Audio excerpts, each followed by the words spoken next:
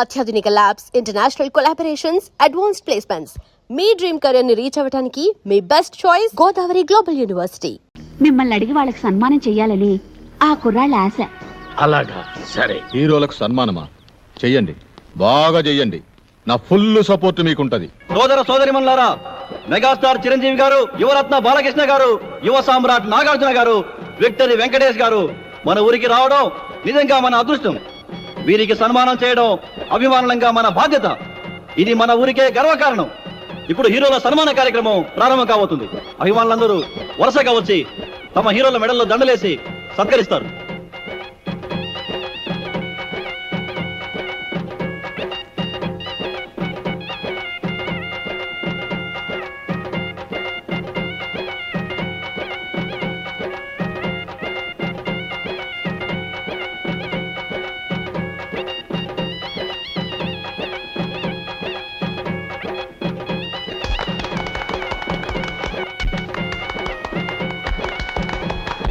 ఇప్పుడు ఓ వీరాభిమాని అదిరిపోయే హీరోలను సత్కరించబోతున్నాడు.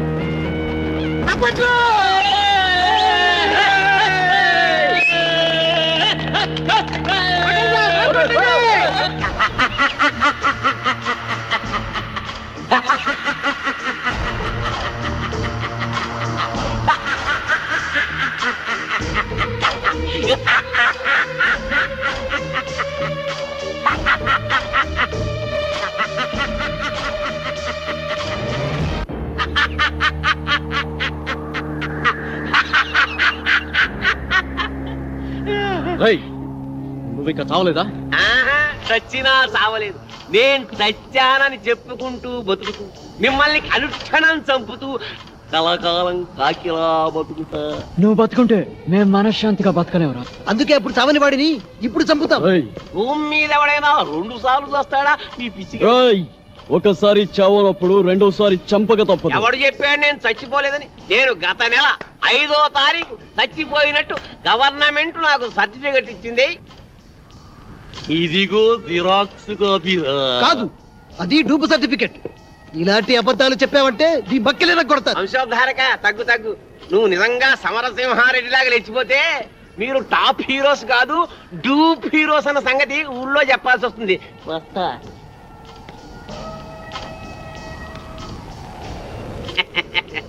వారేవా ఏమి ఫేసెస్, అచ్చు డూపుల్లా ఉన్నాయి బాసెస్.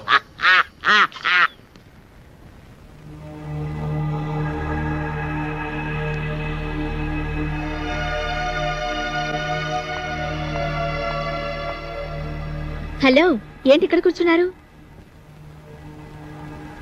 ఏంటి అదోలా ఉన్నారు? అదోలా కాదు, దిగాలుగా ఉన్నాం. గుబులుగా కూడా ఉన్నాం. ఏ, ఎందుకు? మమ్మల్ని ఇక్కడి నుంచి డిశ్చార్జ్ చేస్తున్నారు కదా, అందుకు. ఏ, ఇంకా పేషెంట్స్ గానే ఉండాలని ఉందా? చూడాలని ఉంది. అదే, ఇక్కడే మంచి మనుషులను, వారి మమతల రాగాలను చూస్తుంటే ఇక్కడే ఉండాలనిపిస్తుంది. కానీ మీరు మమ్మల్ని ఇక్కడి నుంచి పంపించేస్తున్నారుగా. మిమ్మల్ని పంపిస్తున్నది మా ఊరి పెద్దల ఆతిథ్యానికి మాత్రమే, ఊరు నుండి కాదు. మీరిక్కడే ఉండాలన్నదే నా కోరిక కూడా. మీరు సాధించాల్సిన సత్కార్యాలు ఎన్నో ఉన్నాయి.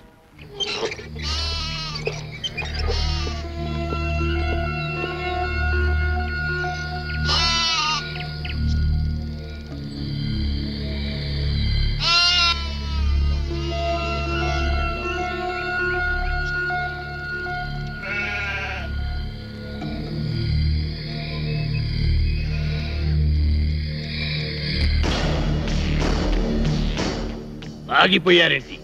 రండి బ్రదర్, మీకు మా స్వాగతం.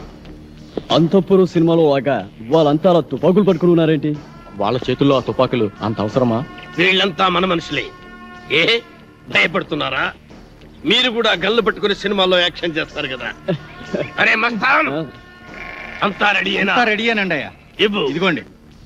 గన్ను కాదురా, దండ, పూల దండ. మామూలు దండ, సవాల్కేసే దండండి. వీళ్ళు మన స్నేహితులు రా. రే, దండలు తీసుకురా.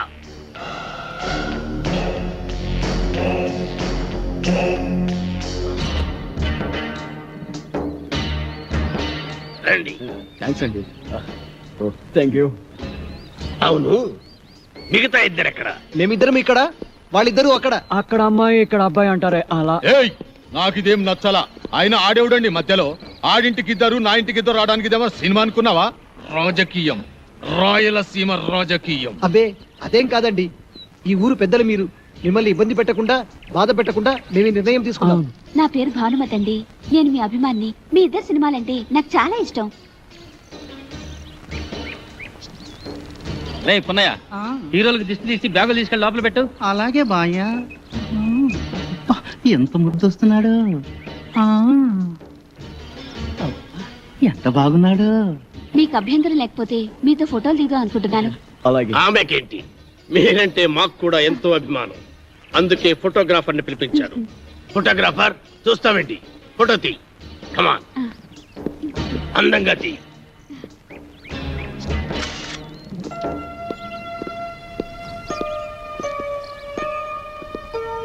బామ్మ, బామ్మ.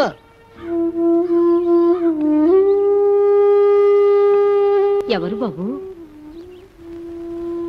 మేం బామ్మ సినిమా హీరోలం. నమ్మనవుడు వచ్చాడా బాబు? వాడు రావడానికి వీళ్ళేనంత బిజీగా ఉన్నాడు. పండక్కి తప్పకుండా వస్తానన్నాడు బామ్మ. యాళ్ళకి ఏమన్నా తింటున్నాడా బాబు? వాడికి రాజభోగం. ఖాళీ దొరికినప్పుడల్లా నీ గురించి చాలా గొప్పగా చెప్తుంటాడు బామ్మ. వాడి మధ్య ఓ పెద్ద వేషం వేసి అందరి ఆశీస్సు అందుకొని ఎవరికి అందనంత ఎత్తుకెత్తుకుపోయాడు బామ్మ. మేమందరం కలిసి వాడికి పూలదండలు కూడా వేసాం బామ్మ. పోనీలే బాబు, వాడికి ఏ కష్టం లేకుండా చల్లగా ఉంటే అంతే చాలు. వాడికి ఏ కష్టం లేదమ్మా. సినిమా స్వర్గంలో మహారాజులాగా ఉన్నాడు. అవును బామ్మ. నాకు తెలుసు బాబు, నా బంగారు కొండ, నా మనవుడు ఎప్పటికైనా మహారాజు అవుతాడని. ఆ దేవుడు చాలా గొప్పోడు బాబు. అవును, వాడికి ఎప్పుడు ఆ దేవుడు తోడుగానే ఉంటాడు. వాడు ఎప్పుడు ఎక్కడున్నా నీ గురించి ఆలోచిస్తుంటాడు బామ్మ. వాడికి నువ్వంటే చెత్త ప్రేమ బామ్మ. వాడికి వచ్చిన మొదటి జీతంతో నీకు ఈ చీర పంపించాడు బామ్మ.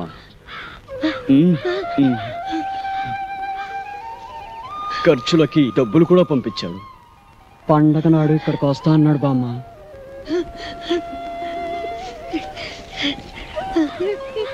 పండక్కి నువ్వు ఈ చీర కట్టుకుంటే చూడాలని వాడు ఎంతో ఆశపడుతున్నాడు బామ్మ. నా మనవుడు నాకు డబ్బు పంపించాడా? నా మనవుడు నాకు చీర పంపించాడా? చూసారా, వాడికి అన్ని పనులు ఉన్నా మర్చిపోకుండా నాకు చీర డబ్బు పంపించాడు. నాకు చీర పంపించాడు. వచ్చే రావాలమ్మా, నాయుడమ్మా, సమ్మక్క, సారక్క, నా మనవుడు రాడన్నారు కదే, నా మనవుడు రాడన్నారు కదే, ఇప్పుడు పండగకు వస్తున్నాడట. చూడండి, నాకు చీర డబ్బులు పంపించాడు. నా మనవుడు చీర డబ్బులు పంపించాడు. నా మనవుడు పంపించాడు. రండి రండి, నా మనవుడు నా కోసం చీర పంపించాడు. పట్టు చీర. చూసారా, డబ్బు కూడా పంపించాడు.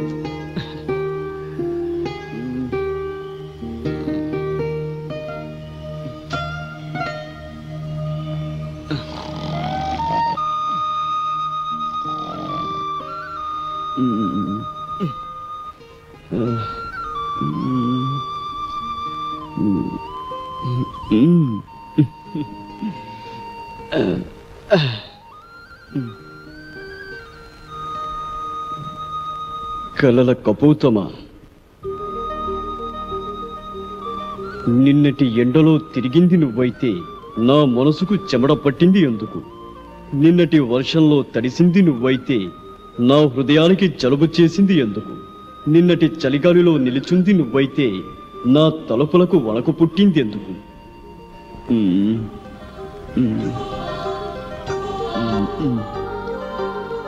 నువ్వు నడిరాత్రి కలవా, నడిసంద్రపు అలవా, నడిసొచ్చిన శిలవ, ఎవరని నిన్ను పిలవను, ఎలా నా ప్రేమను తెలపను?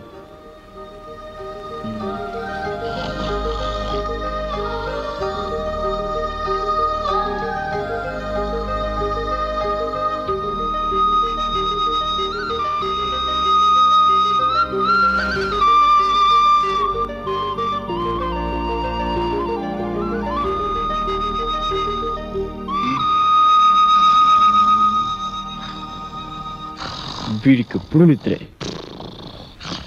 ఆ, ఉమ్.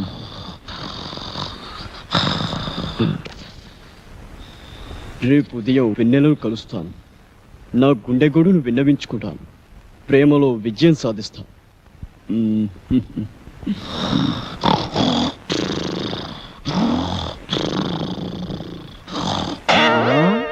ఆహా, రామ్మ చిలకమ్మ ప్రేమ ములకమ్మ రాధమ్మ.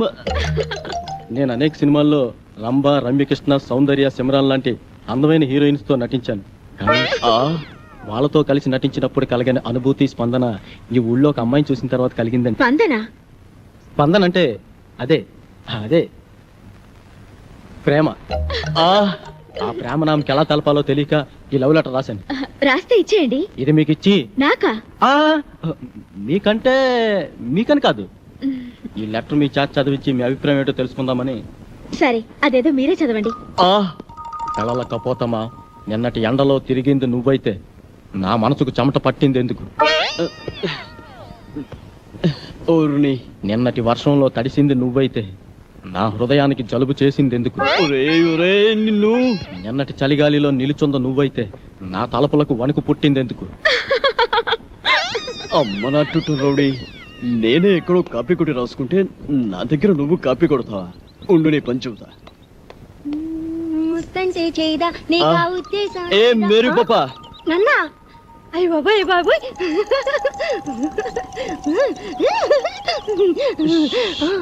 వీడు నువ్వు నడి రాత్రి కలవా, నడి సంద్రపు అలవా, నడిసొచ్చిన సెలవ, ఎవరని నేను పిలవను, ఎలా ప్రేమను తెలపను? విన్నావా?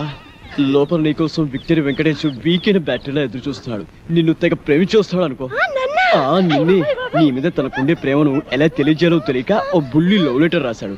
అది నీ ముందు చదవడానికి భయపడి కాదు సిగ్గుపడి లోపల డాక్టర్ చదివి వినిపిస్తాడు. నువ్వు వెళ్ళు, నువ్వు వెళ్ళాలంతే, నువ్వు వెళ్ళు.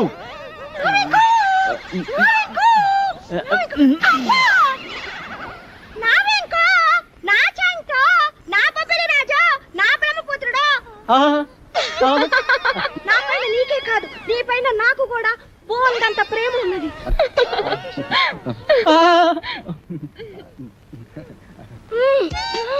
ఇలా వస్తుంది ఏంట్రా బాబు? ఏంటే ఆ చూపేంటే, ఆ షేకింగ్ ఏంటే? అయ్యో అయ్యో అయ్యయ్యో, నీకు ఇదేం పోయి కలవే? వామ్ము, అలా చూడద్దే.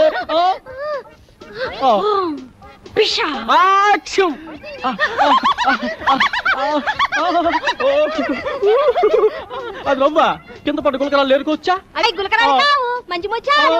సరే కానీ పక్కకు పోదా. ఈ పాడు, నేను అలాంటి వాడిని కాదు. అయినా ఎవరైనా చూస్తే బాగోదే. ఇక్కడ ఎవరు లేరు కదా. వదలవే, వదలమంటుంటే సూర్యకాంత్ అని చెల్లెల్లా, కల్పనారాయ్ అక్కలా ఉన్నావు. నా శీలాన్ని దోచుకుని సీమంతం చేసుకోక అత్తోయ్. నిన్ను నిన్ను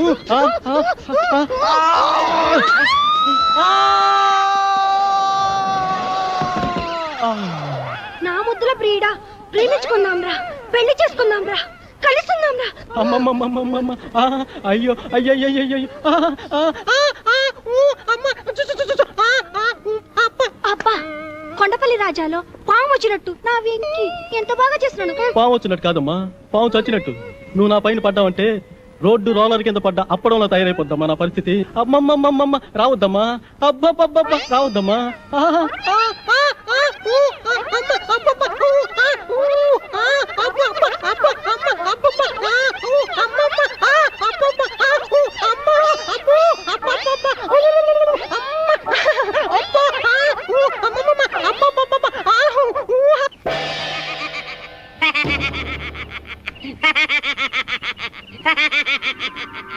ఏంటి, ఎన్నెలని ప్రేమిస్తున్నారా? అయినా ఆకాశంలో జాబిలమ్మని, పున్నమరైతుని ఎన్నెలని ప్రేమించందెవరు కృష్ణబాబు? నేను ప్రేమిస్తున్నది ఆకాశంలోని వెన్నెలని కాదు బాబాయ్, డాక్టర్ వెన్నెలమ్మని. భలేవారండి, మీరు మతుండే మాట్లాడుతున్నారా? మనసుండే మాట్లాడుతున్నాను. ఇదిగో ఇలాగే ఓ ప్రేమ పిచ్చడా వెనకాల పడితే కత్తుల నరసింహారెడ్డి వాడి కాళ్ళు తీసేశాడు. కాలే కాదు, నా శరీరాన్ని ముక్కలు ముక్కలుగా నరికినా ప్రతి ముక్కలోనూ ఆమె ప్రతిరూపమే కనబడుతుంది. నాది పవిత్ర ప్రేమ. ఏయ్, ఈ పూత ఇంకోటి కూర్చుంటే ఈ పాటి నా తోట పేలేదు. మీరు నా పేరుడు హీరో కనుక వదిలేస్తున్నా. అయినా డాక్టర్ అమ్మా లవ్లో లటక్కున పడే మనిషి కాదు, కానీ ఓ చిన్న వీక్నెస్ ఉంది. ఇప్పుడు ఇప్పుడు నా అభిమానం అనిపించుకున్నావు. ఆనందంగా చెప్పు, ఆటోగ్రాఫ్ ఇస్తా. ఆ డాక్టర్ అమ్మకి ఆ ఏడుకొండల సామెట మహాపాన. రోజు గుడికెళ్ళి ఆయన దండం పెట్టాకే హాస్పిటల్కి వస్తుంది.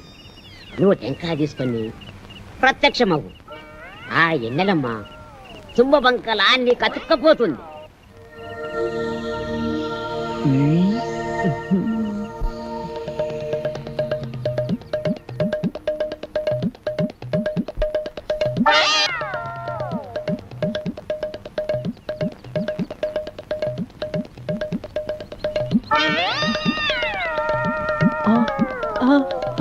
అమ్మనా అన్నమయ్య, దేవుడి సెంటిమెంట్తో కొడతావా? ఉండు నీ పని చెప్తా.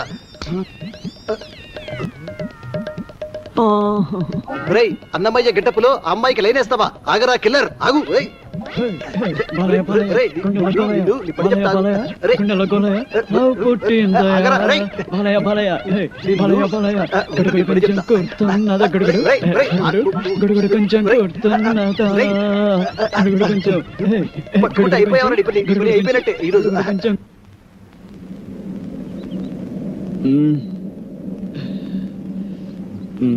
ఒరే బాబులు, మన నలుగురు 4 దిక్కులు లాంటి వాళ్ళం. ఆ వెన్నెల చందమామ లాంటిది. నేను పడమర దిక్కు కాబట్టి ఆ వెన్నెల నాకే చెందుతుంది. పడమట దిక్కు ఉదయించిన చివరకు తూర్పుకు చేరాల్సిందే కాబట్టి వెన్నెల నాకే చెందాలి.